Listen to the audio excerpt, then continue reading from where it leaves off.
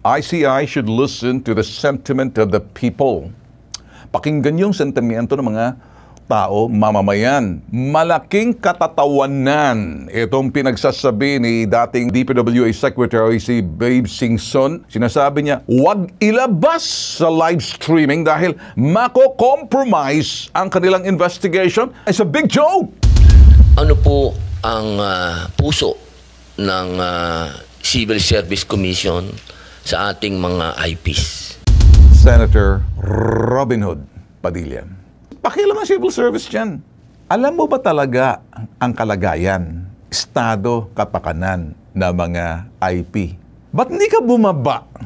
Why don't you go down and reach out and listen and interact with them? Makipaghuntahan ka sa kanila. Gamitin mo ang pagka-artista mo. May drawing power yan. Dahil umiiwas ka sa amin, Senator Padilla, the more hihigpitan namin yung bitag namin nang masilo ka. Ito yung tamang panahon na dapat natin pagtuunan ng pansin ang mga estado at kalagayan ng mga katutubo. Walang kinalaman sa bitag ang dalawang utol ko na nandyan sa Senado. Wala rin akong pakialam at kinalaman sa mga pinagagawa nila kung ano man ang kanilang sinusulong dyan. Trabaho nila yan. Iba ako eh. Naniniwala po ako na kinakailan po natin na magka-create na po the Department of Disaster and Emergency. DDE, Department of Disaster and Emergency.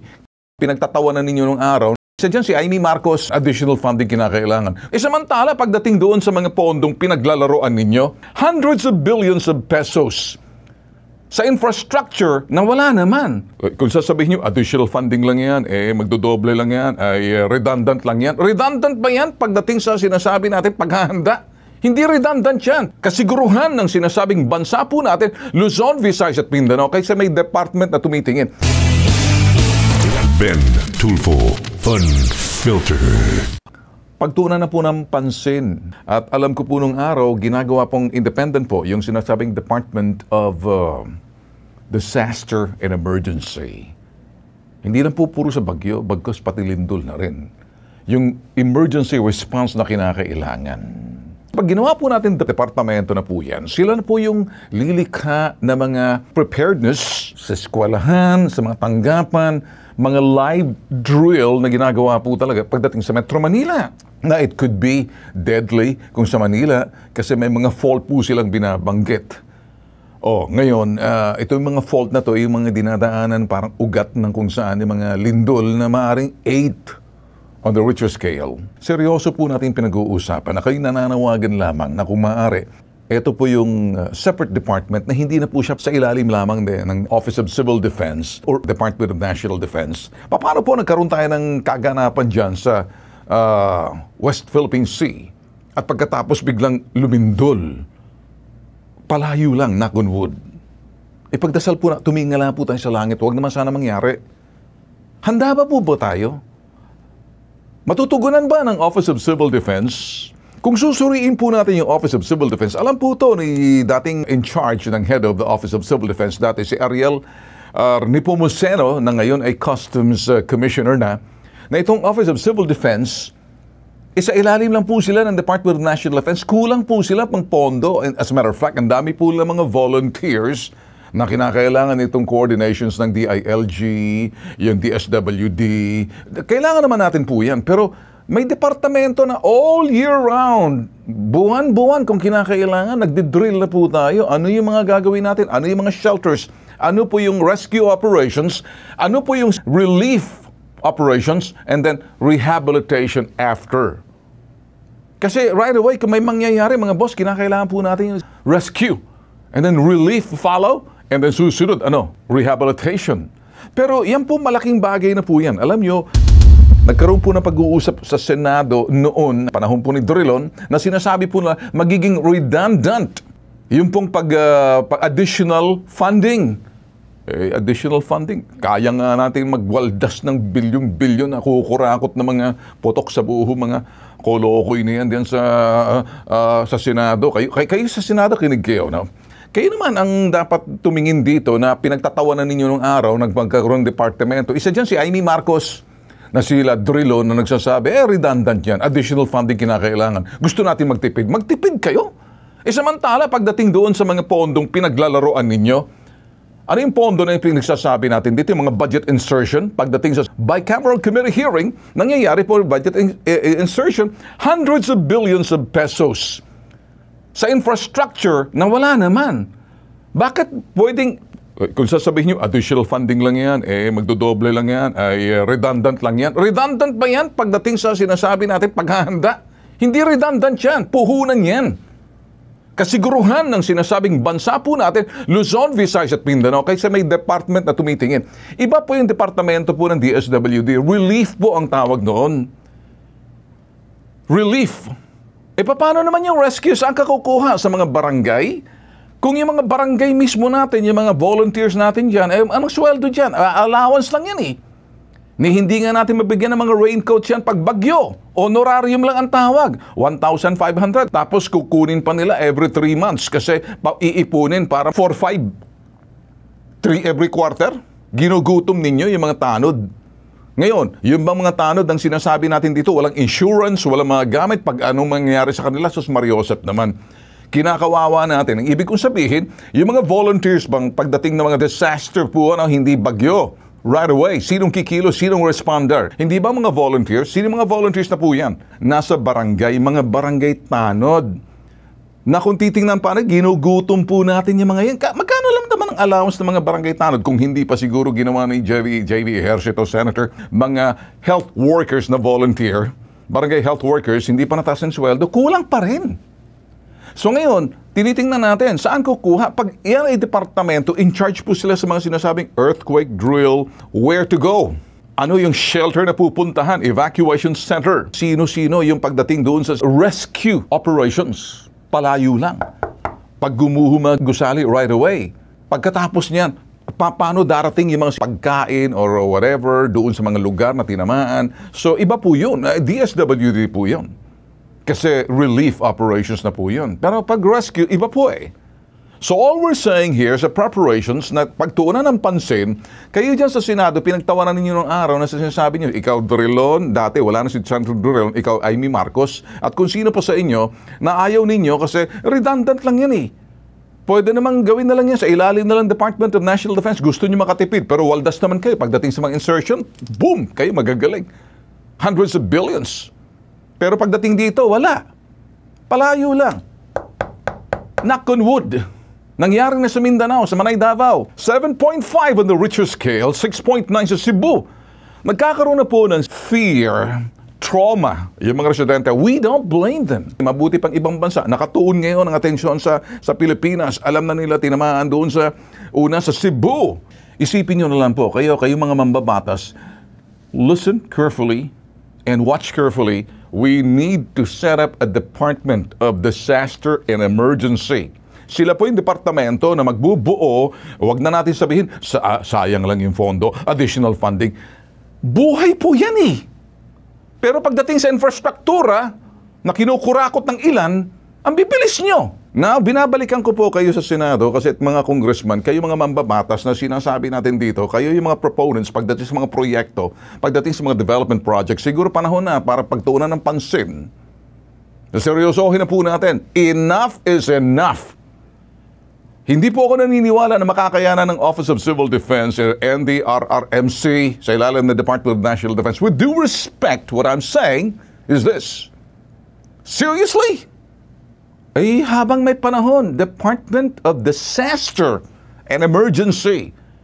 Nakatuon lang po tayo ng pansin pagdating sa mga bagyo, yan ang mga ganyan. Pero pagdating sa lindol, nakakatakot po yan. Kinakailangan po natin ng mga drills, kinakailangan po natin ng further studies, preparations. Dahil nangyari po sa Cebu, nangyari po sa Mindanao, sa Manay Davao Oriental, yung mga nakita po, mga tao, natakot po So now we're talking about preparations. Hindi po rin sila, wag naman po sana mangyari. It will happen. Ang tanong, kailan? Yun na lang mangyari. Handa ba po tayo? ICI should listen to the sentiment of the people. Pakinggan yung sentimento ng mga tao, mamamayan. Malaking katatawanan itong pinagsasabi ni dating DPWA Secretary si Babe Singson na isa po, kabilang po siya doon sa sinasabing ICI. Sinasabi niya, huwag ilabas sa live streaming dahil mako-compromise ang kanilang investigation. Are you kidding me? Babe Singson, what do you mean mako-compromise? Independente kayo eh. Just look at what happened. Nagagawa naman ng Senate Blue Ribbon Committee. Unless kung sasabihin nyo, natatakot kayo, no. Hindi mako-compromise yan. Don't say that. People want to see it live stream na hindi naman sila pwede mag-participate. Malaking katatawan. It's a big joke. Babe Singson, why do I say it's a big joke? Ilabas mo sa live streaming, anong mawawala sa inyo? Hindi naman pwedeng, wala naman sila doon. Wala namang peanut gallery, pagtatawanan kayo, binubukay, wala namang ganyan. So people should see the transparency and the flow of the investigation, just like the Senate Blue Ribbon Committee. Yun ang gusto kong makita. Itong sinasabi ni Babe Singson, papatawa ka ba, bossing, Chief? Wala namang partisipasyon ng publiko? Kayo-kayo lang? So, ang ICI, huwag sana matinag. No fear. No favor. Kayo dyan sa ICI, we're not trying to teach you. We're just speaking up. May karapatan man po tayo dito magsalita in searching the truth. In search for truth, whatever document, mga pieces of documents, volumes of documents, na makalap ninyo, you will have to examine it carefully. Naniniwala naman kami, may tiwala naman kami sa inyo. You tell us as it is. Tell it as it is. Kaya, naniniwala po kami na dapat talaga i-live stream. Sa publiko yan. Ba't pa kayo takot? Ang problema naman dito sa mga miyembro ng ICI, they're singing different tune. The more hindi kayo magkatugma sa mga pinagsasabi ninyo, naku Mario Josep, isa lang dapat ang designated spokesperson. The ICI must have an independent and credible, independente, kapani-paniwala yung spokesperson ninyo na intindihan, may legal wisdom who can interpret legal terms and make it simple, understandable, so people can relate on the basis of what the actions are taken based on factuality and actuality. Doon sa sinasabi nating ICI and as to where the investigation is going. Yun ang gusto makita ng tao. They want to see it. They want to hear. They want to feel it. It's the only way na to gain the trust of the people, transparency. Magagawa lang ninyo dyan para makamtan yung sinasabing tiwala ng taong bayan sa pamamagitan ng magiging transparent. Nakikita po nila. Nararamdaman nila, naririnig nila, nakikita nila. That's experiential. When people sees it, and then they hear it, so they can feel it, that's called experience. Yun ang dapat maintindihan ninyo. Hindi ka po kami nagla-lecture. Mariin lang po ako magpapaliwanag para maintindihan ni Juan de la Cruz. Ginawa yan para sa tao. Ang gobyerno ay para sa tao. Institusyon ng gobyerno. At yung trabaho ng gobyerno, lahat ng aktibidades, lahat ng programa, lahat ng proyekto, lahat ng ginagawa ay para sa tao, para makita yung tiwala. Kasi yung tiwala na yan at mapagbuti ang buhay ng mga nasilipunan, kung sino mga nagkakasala, kung sino mga kurakot na yan. Parusahan yan at para magkaroon ng transformation sa pananaw. Transformation, nagbabago ang pananaw ng tao dahil nakikita nila, naririnig nila, at nararamdaman nila experience. Pero kung kayo'y nakatago dyan sa inyong mga lungga, tapos kanya-kanya kayo salita, kanya-kanyang bunganga, pagdududahan kayo, well, with due respect, hindi ko po kayo pinagtatawan, hindi namin trabaho magbalahura dito. We're here to speak of the truth, so we have to tell the truth. Ano po ang puso ng Civil Service Commission sa ating mga IPs?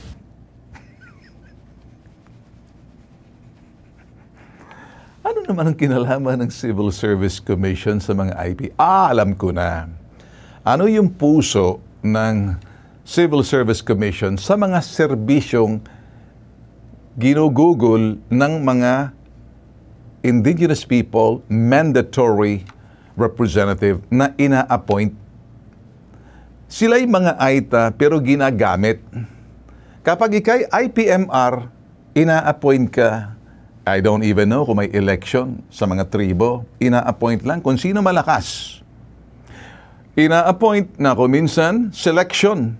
So selection sa, I don't even know kung ito'y nakikitang selection kasi umaangal po yung iba, umatungal po yung iba mga IP. So ngayon, may kinalaman ba dyan yung Civil Service Commission?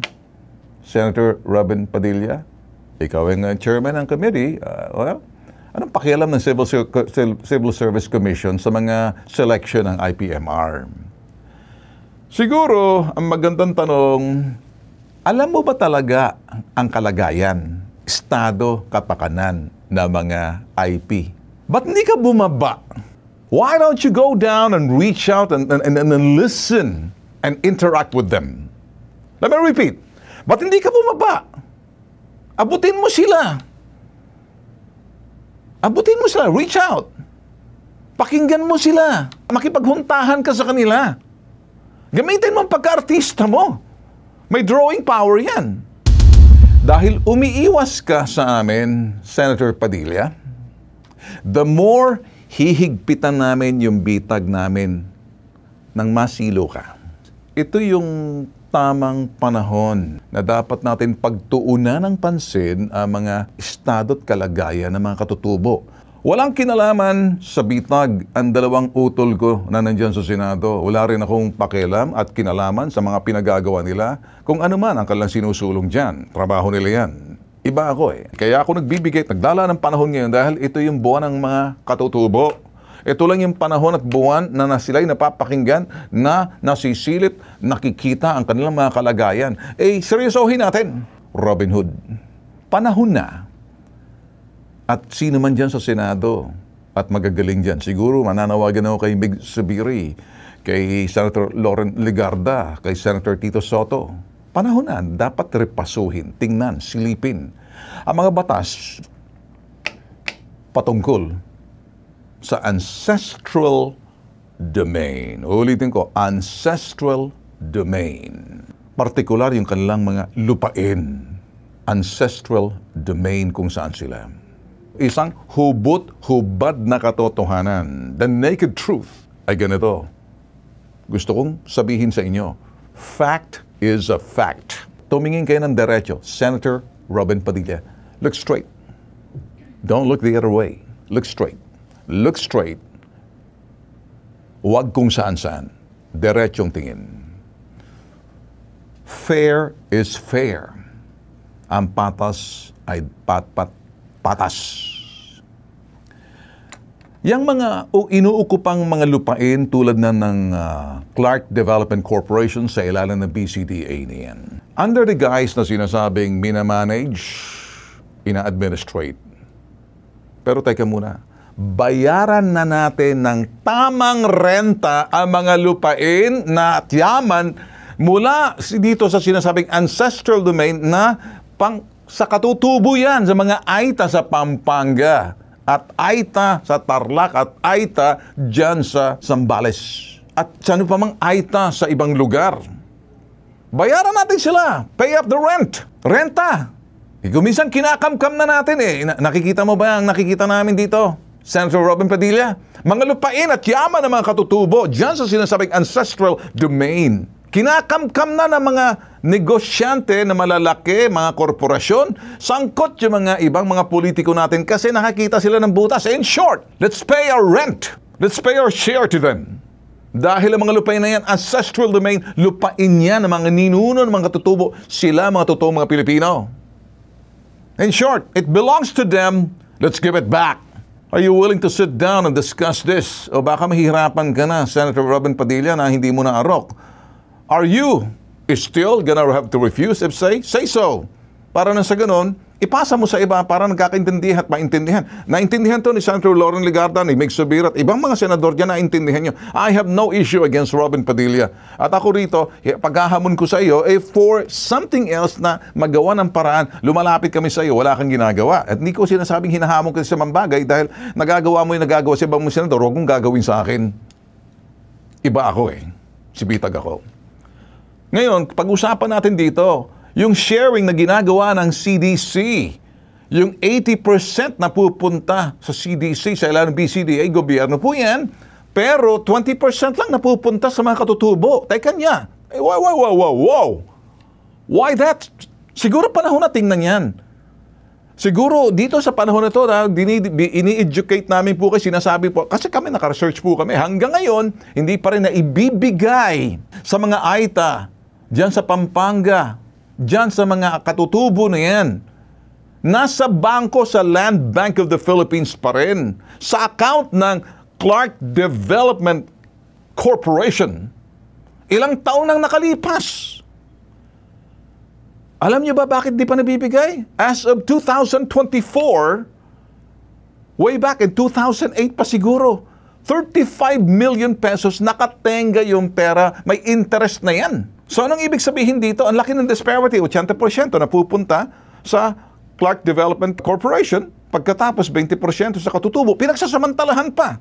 Alam niyo, may masasabi pa kami sa inyo kahapon dito. Kaya kami, binabakbakan po namin issue na to. Mas maganda, ibinibigay po namin sa inyo para maintindihan po ninyo.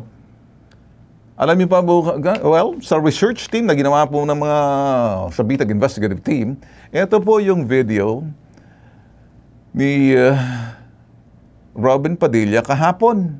This is Bitag Live. Unfiltered. Ben Tulfo, Unfiltered.